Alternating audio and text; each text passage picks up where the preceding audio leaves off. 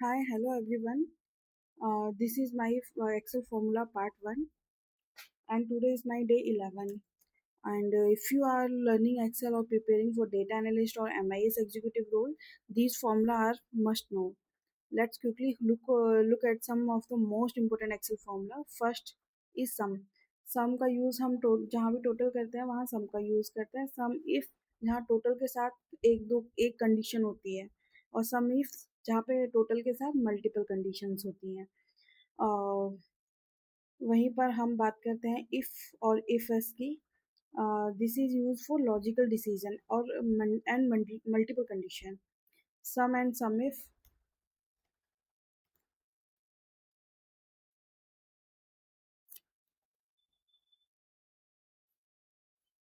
and average if help us calculate averages, and count if and count ifs are used for count data in different ways. ये formula data analyst, MIS executive और business analyst role में बहुत ही useful है. I have explain all these formula with practical example in my detailed video.